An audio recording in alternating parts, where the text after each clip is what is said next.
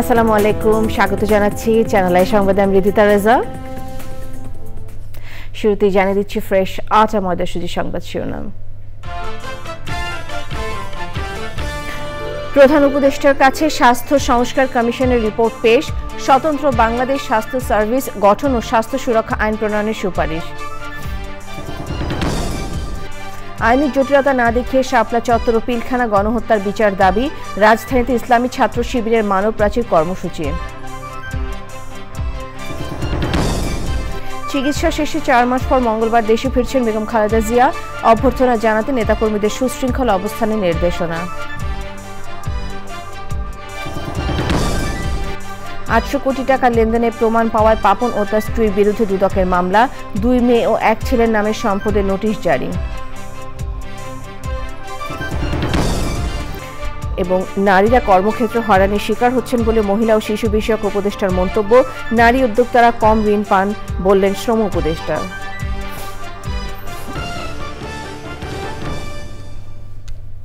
এছাড়াও নিটল টাটা বিশেষ সংবাদে যা থাকছে।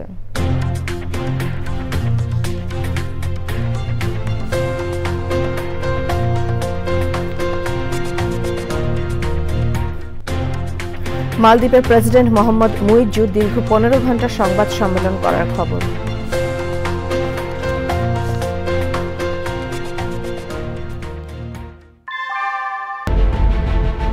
Primacy in build. German technology. Bangladesh's first thermix rod. Salam Steel Thermax.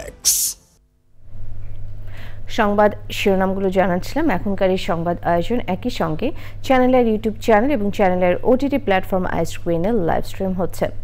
অতি দরিদ্র 20% রোগীকে বিনামূল্যে চিকিৎসা সেবা দেওয়ার সুপারিশ করেছে স্বাস্থ্য খাত সংস্কার কমিশন। প্রতিবেদনে বলা হয়েছে, দেশের 90% রোগী জানেন না ভুল চিকিৎসা বা সেবা না পেলে কোথায় অভিযোগ জানাতে হবে। সিভিল সার্ভিস স্বাস্থ্য ক্যাডারকে স্বতন্ত্র ও স্বায়ত্তশাসিত ক্যাডারে রূপান্তর করা, স্বাস্থ্য কমিশন গঠন ও স্বাস্থ্য সুরক্ষা আইন প্রণয়নের সুপারিশ করেছে সংস্কার কমিশন। এখনই বাস্তবায়নযোগ্য সুপারিশ দ্রুত বাস্তবায়নের নির্দেশ দিয়েছেন প্রধান উপদেষ্টা অধ্যাপক মোহাম্মদ ইউনুস। মোস্তফা মল্লিকের রিপোর্ট। স্বাস্থ্য খাত সংস্কার কমিশন গঠন করা হয় 2024-এর 18 নভেম্বর। জাতীয় অধ্যাপক একে আজাদ খানের নেতৃত্বে কমিশনের 12 জন সদস্য রাষ্ট্রীয় অতিথি ভবন যমুনায় সকালে প্রধান উপদেষ্টার কাছে সংস্কার প্রতিবেদন জমা দেন। সংস্কার কমিশনের সুপারিশের মধ্যে রয়েছে সংবিধান সংশোধন করে প্রাথমিক স্বাস্থ্য সেবাকে মৌলিক অধিকার হিসেবে অন্তর্ভুক্ত করা ও বিনামূল্যে প্রাথমিক স্বাস্থ্য সেবা দেয়া, স্বাস্থ্য খাতে জাতীয় আয়ের কমপক্ষে 5% এবং বাজেটের 15% বরাদ্দ করা, ওষুধের নমুনা বা উপহার দিয়ে কোনো ধরনের প্রভাব বিস্তারের চেষ্টা নিষিদ্ধ করা, ফার্মাসিউটিক্যালস কোম্পানিগুলো কেবল ইমেইল বা ডাকযোগে তাদের পণ্য সম্পর্কে তথ্য চিকিৎসকদের পাঠাতে পারবে।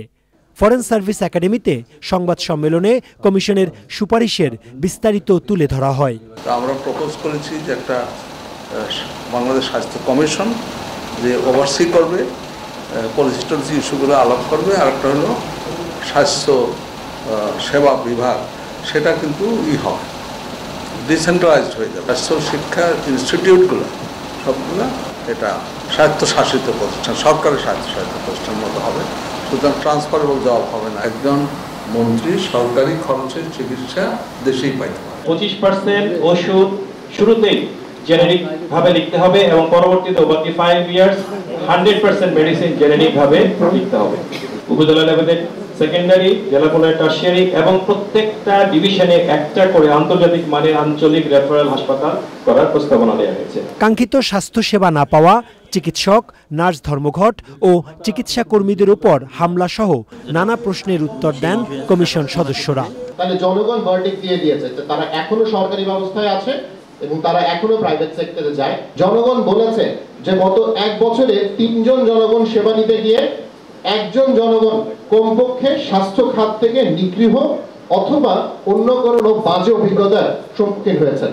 মাত্র 10% বলতে পেরেছে আসলে সত্যিকার অর্থে কার কাছে গিয়ে অভিজ্ঞতা শেয়ার করা যায়, কার কাছে গিয়ে বিচার চাওয়া যায়। প্রতিবেদনে বলা হয়েছে, এই রূপান্তর প্রকল্পটি সম্পূর্ণ করতে 2 বছর সময় লাগতে পারে। এটি বাস্তবায়নে আন্তঃমন্ত্রণালয় উচ্চ ক্ষমতার কমিটি গঠনের সুপারিশ করেছে commission. Mostafa Mallik, channel I, Dhaka. Bangladesh Islami Chhatra শিবির বলেছে, অন্তর্বর্তী সরকারের কাছে মতিঝিলের শাপলা চত্বরে 2013 সালের গণহত্যার বিচার চায় তারা।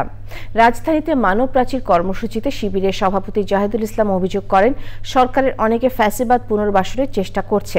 চূড়ান্ত বিপ্লবের জন্য দেশবাসীকে প্রস্তুতি নেওয়ার আহ্বান জানান তিনি। তাফিমুল ইসলামের রিপোর্ট। বাংলাদেশ ইসলামী ছাত্র শিবির ঢাকা মহানগরের উদ্যোগে এই মানব প্রাচীর কর্মসূচিতে মহানগরের নেতাকর্মীরা ছাড়াও ছিলেন কেন্দ্রীয় নেতাকর্মীরা।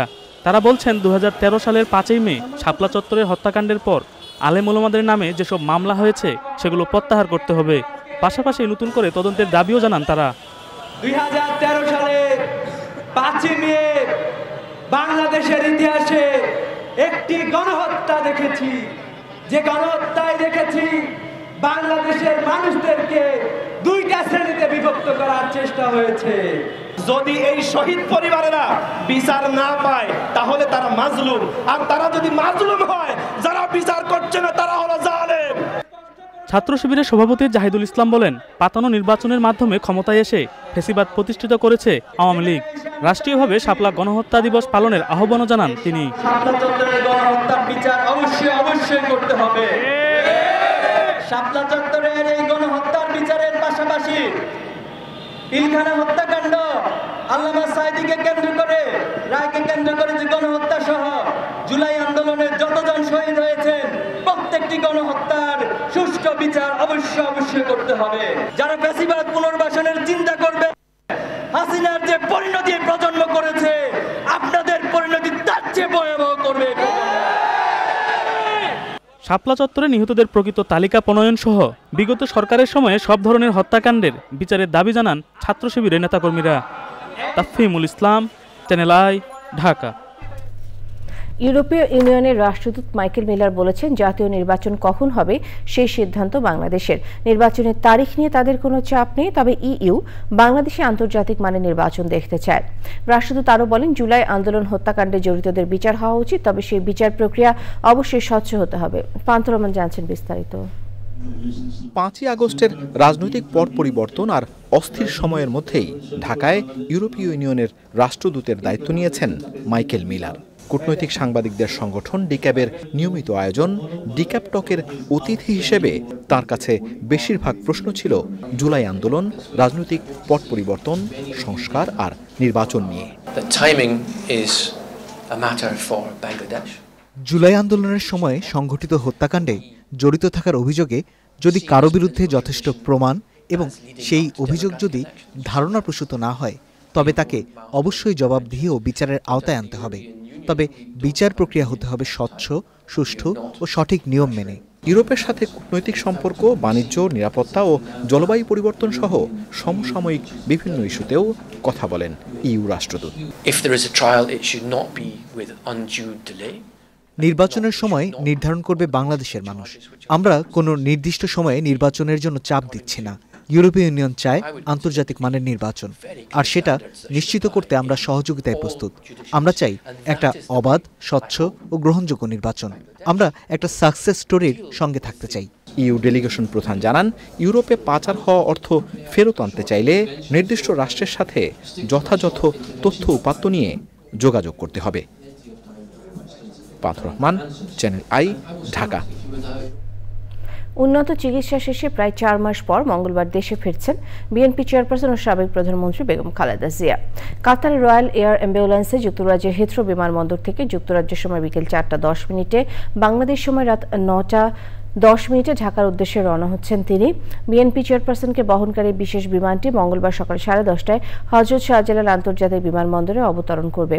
খালেদা জিয়ার সঙ্গে থাকছেন 2 পুত্রবধূ ও মেডিকেল বোর্ডের সদস্য সহ মোট 9 জন। বিমানবন্দরে বিএনপি চেয়ারপারসনকে অভ্যর্থনা জানাতে নেতাকর্মীদের সুশৃঙ্খলভাবে অবস্থান করার নির্দেশনা দিয়েছেন বিএনপি মহাসচিব মির্জা ফখরুল ইসলাম আলমগীর। বিমানবন্দর সড়কে কোনো বিশৃঙ্খলা না করে রাস্তার দুপাশে সুশৃঙ্খলভাবে নেতাকর্মীদের অবস্থান নেওয়ার আহ্বান জানান মহাসচিব।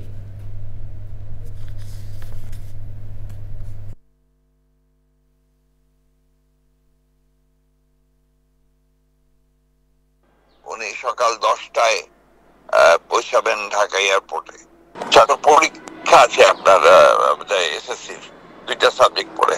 অনুরোধ করতে চাই সংশ্লিষ্ট সবাইকে রাস্তার উপরে যেন কেউ না দাঁড়ায় এবং রাস্তার আপনার ফুটপাতের মধ্যে দাঁড়িয়ে যেন আমাদের যারা আপনার সম্বর্ধনা জানাতে চাইবেন তারা যেন রাস্তার উপরে দাঁড়িয়ে করেন।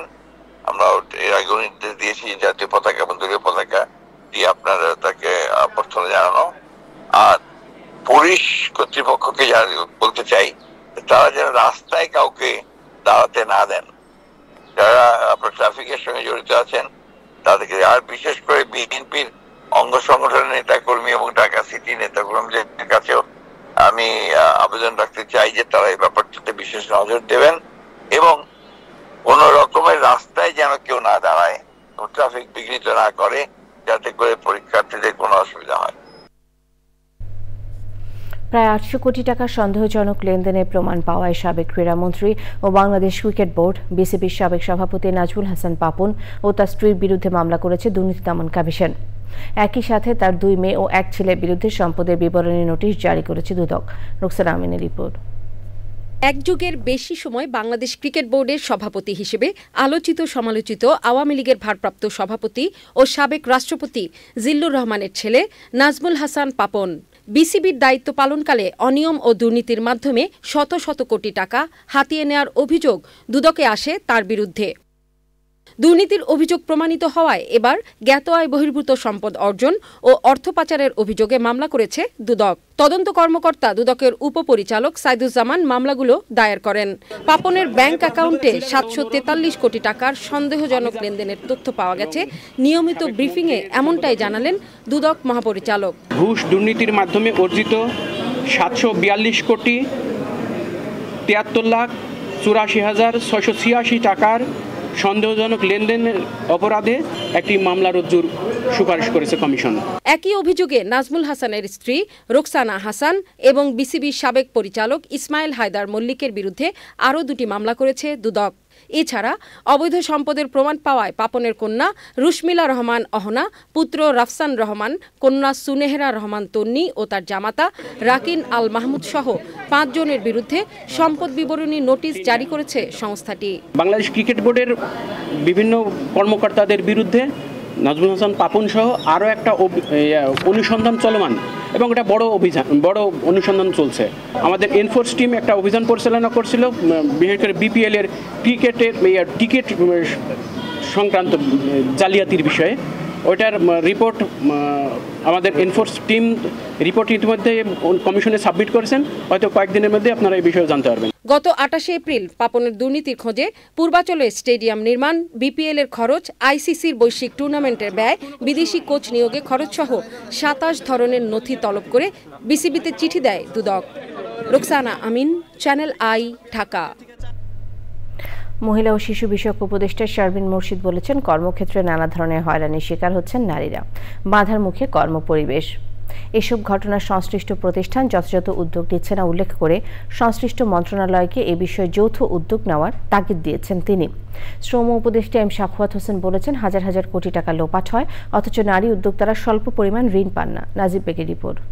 তৈরি পোশাক শিল্প ও নির্মাণ খাত সহ প্রায় সব ক্ষেত্রেই হয়রানি সহ নানা বৈষম্যের শিকার নারীরা।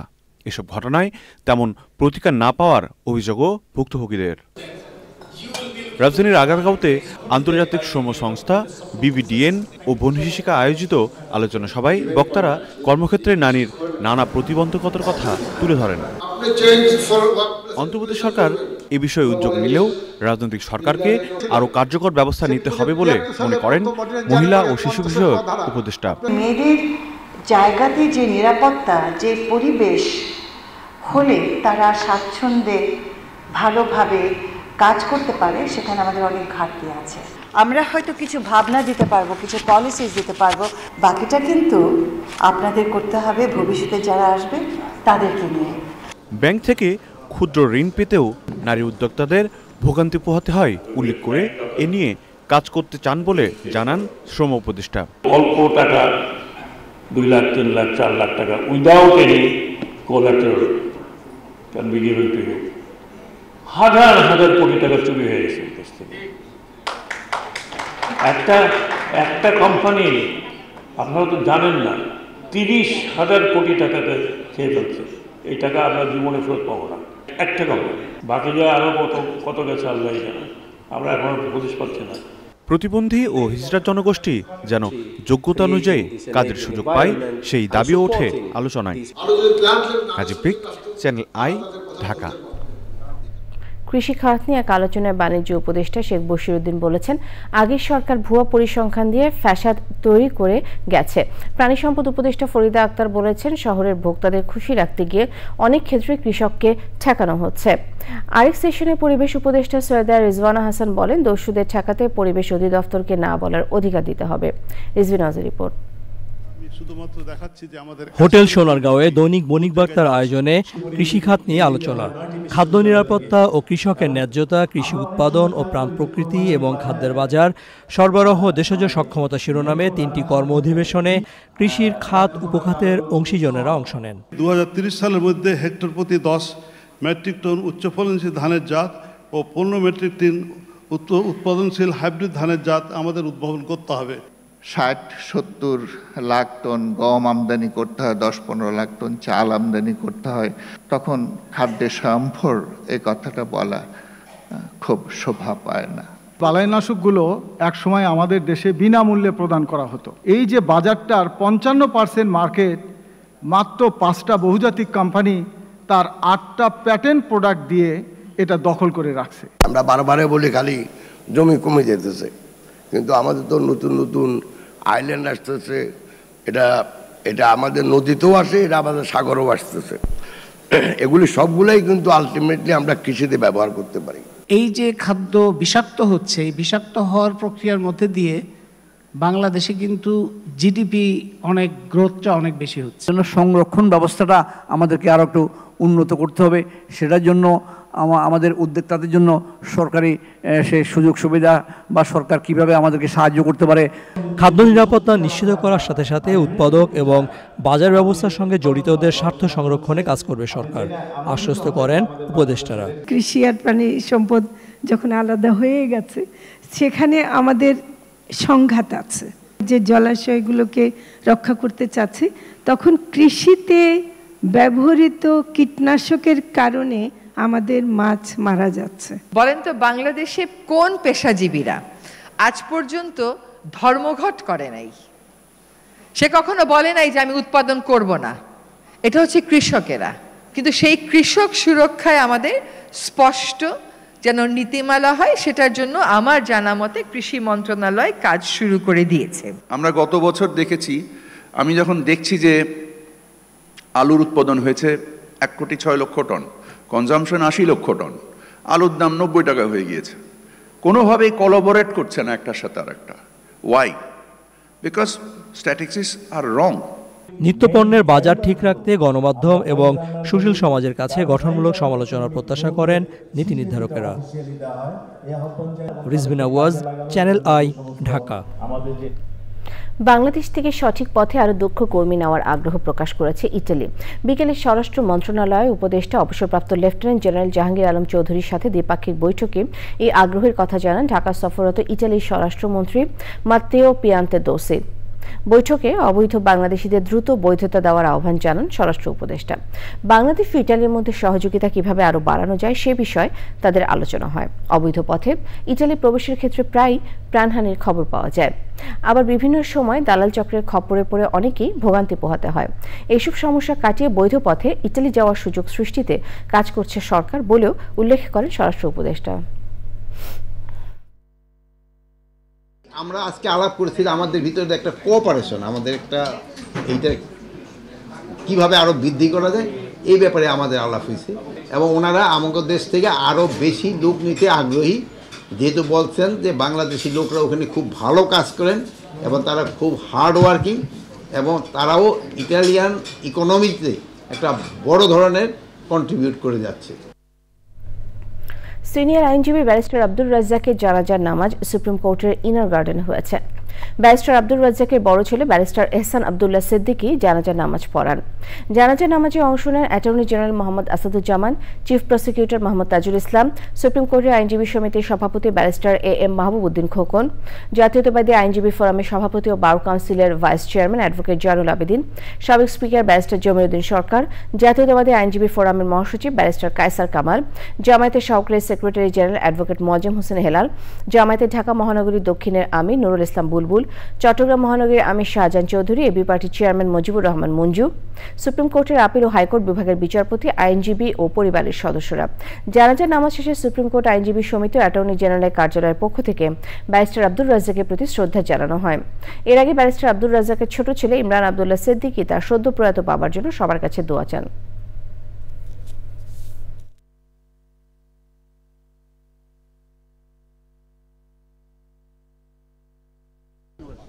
আপনারা জানেন যে আমার বাবা এখানে 1988 সাল থেকে 2013 সাল পর্যন্ত নিয়মিত সুপ্রিম কোর্টে প্র্যাকটিস করতেন।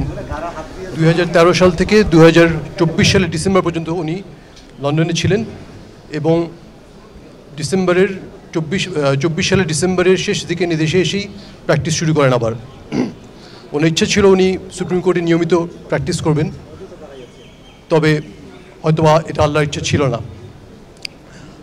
উনি যেহেতু দীর্ঘদিন আপনাদের সাথে ছিলেন, চলাফেরার সময় ওনার কথায় কাজে ইঙ্গিতে যদি কখনো কোনো দিন আপনারা মনক্ষুণ্ণ হয়ে থাকেন তাহলে আপনারা মাফ করে দেবেন এবং ওনার কাছে কোনো যদি দেনা পাওনা থাকে তাহলে সেটা আমার কাছে বলবেন, আমার বড় ভাই আছে ওনাকে বলবেন, আমরা এটা ইনশাল্লাহ শোধ করে দেব। এবং আমরা অনুরোধ করছি আপনাদের সবাইকে যে আপনারা সবাই ওনার জন্য দোয়া করবেন যাতে আল্লাহ ওনাকে জান্নাতুল ফেরদৌস নসিব করেন। সময় হলো বিরতির। এবার বিরতির পর আরো সংবাদের সাথে জানিয়ে ফিরব। পেহেলগাম হত্যাকাণ্ড নিয়ে দুদেশের উত্তেজনার মধ্যে ভারতের ব্ল্যাক আউট মহড়া, পাকিস্তানের জরুরি পার্লামেন্ট অধিবেশন।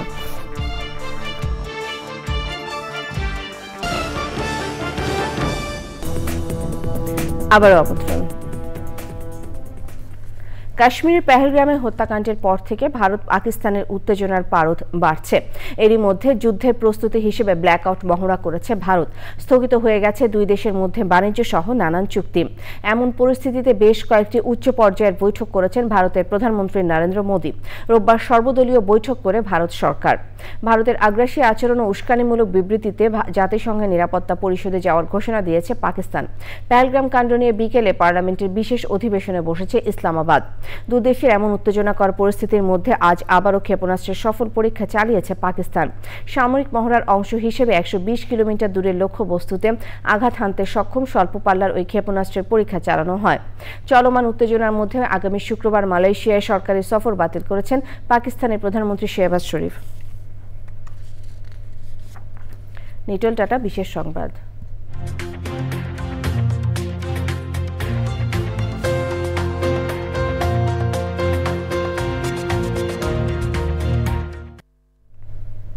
দীর্ঘ 15 ঘণ্টা ধরে সংবাদ সম্মেলন করেছেন মালদ্বীপের প্রেসিডেন্ট মোহাম্মদ মুইজু। প্রেসিডেন্ট মোহাম্মদ মুইজুর এই সংবাদ সম্মেলনে ইউক্রেনীয় প্রেসিডেন্ট ভলোদিমির জেলেনস্কির পূর্ববর্তী রেকর্ড ভেঙে দিয়েছে। শনিবার সকাল 10টা থেকে শুরু হয়ে সংবাদ সম্মেলনটি 14 ঘণ্টা 54 মিনিট ধরে চলে, যা মধ্যরাতের পর শেষ হয়। এই সময়ের মধ্যে তিনি সাংবাদিকদের বিভিন্ন প্রশ্নের উত্তর দেন এবং নামাজের জন্য সংক্ষিপ্ত বিরতি নেন। এই কনফারেন্সটি ইউক্রেনের প্রেসিডেন্টের ভলোদিমির জেলেনস্কি 2019 সালে 14 ঘণ্টার প্রেস কনফারেন্সের রেকর্ড ভেঙে দিয়েছে। দীর্ঘ এই সংবাদ সম্মেলনটি বিশ্ব সংবাদ মাধ্যম স্বাধীনতা দিবস উপলক্ষে আয়োজন করা হয়। কৃষি সংবাদ।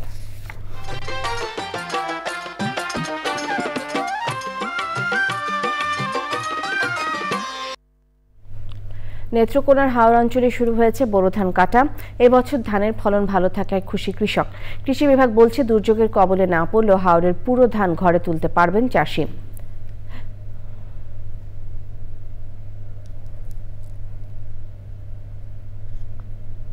প্রকৃতি সংবাদ।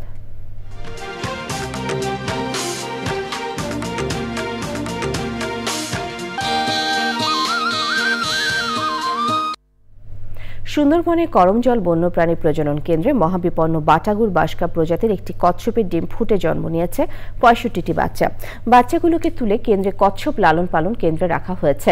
করমজল প্রজনন কেন্দ্রের ভারপ্রাপ্ত কর্মকর্তা আজাদ কবির জানান, ১৫ ফেব্রুয়ারি বাটাগুর বাসকা প্রজাতির একটি কচ্ছপ ৮২টি ডিম দেয়। পরে সেগুলো সংগ্রহ করে বালুর মধ্যে রাখা হয়। নিবিড় পরিচর্যার পর কেন্দ্রের পুকুর পাড়ের স্যান্ড বিচে রাখা সেই ডিম থেকে ৬৫টি বাচ্চা ফুটে বের হয়। প্যানে রেখে লালন পালনের পর বড় পুকুরে ছাড়া হবে বাচ্চাগুলো। পুকুরে আমরা প্রায় ১০০ বেশি কচ্ছপ অবমুক্ত করেছি। ওখানে ওরা আস্তে আস্তে সার্ভাইভ করবে, ডিম পাড়বে, বাঁচতে হবে, এরপর আস্তে আস্তে নদীতে ছেড়ে যাবে, চলে যাবে। আমরা চাচ্ছি যে পর্যন্ত ফিরে আসুক, বেঁচে থাকুক। আমরা এখানে লালন পালন করি এবং এমন এমন জায়গায় ছাড়ার চেষ্টা করছি যে সেখানে সার্ভাইভ করে যেন টিকে থাকতে পারে। পূবালী ব্যাংক বাণিজ্য সংবাদ।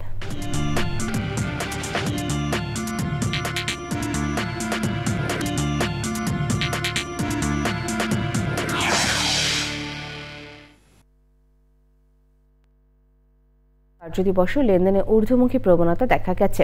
আগের দিনের চেয়ে ডিএসএক্স সূচক ৮ পয়েন্ট বেড়ে ৪,৯৬৪ পয়েন্টে দাঁড়িয়েছে। বেড়েছে বেশিরভাগ কোম্পানির শেয়ারের দাম। হাতবদল হয়েছে ৪০০টি কোম্পানির ৫৮৪ কোটি ২ লাখ টাকা শেয়ার ও মিউচুয়াল ফান্ড, যা আগের কার্যদিবসের চেয়ে ১৮৪ কোটি ৬৯ লাখ টাকা বেশি।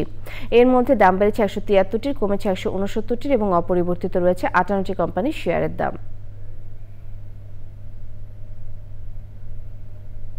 আবারও বিরতি দিচ্ছি, ফিরে এসে যা দেখবেন। ফিরে এলাম বিরতির পর। বাংলাদেশ লেডিস ক্লাব অস্ট্রেলিয়ার নামে গুড মর্নিং বাংলাদেশ নামে ক্যান্সার গবেষণার সহায়তার জন্য অস্ট্রেলিয়াস বিগেস্ট মর্নিং টির আয়োজন করা হয়।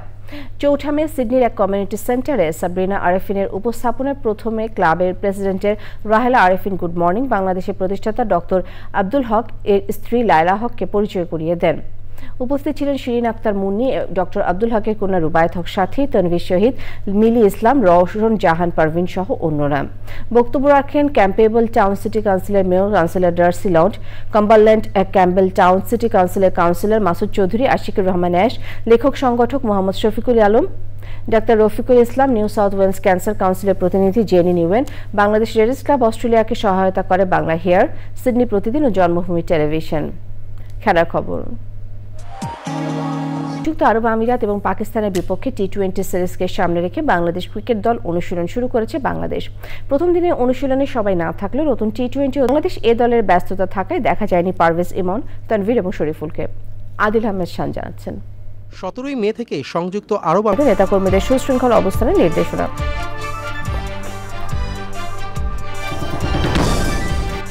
৮০০ কোটি টাকা লেনদেনের প্রমাণ পাওয়ায় পাপন ও তার স্ত্রীর বিরুদ্ধে দুদকের মামলা, ২ মেয়ে ও এক ছেলে নামে সম্পদের নোটিশ জারি। এবং নারীরা কর্মক্ষেত্রে হয়রানির শিকার হচ্ছেন বলে মহিলা ও শিশু বিষয়ক উপদেষ্টার মন্তব্য। নারী উদ্যোক্তারা কম ঋণ পান বললেন শ্রম উপদেষ্টা।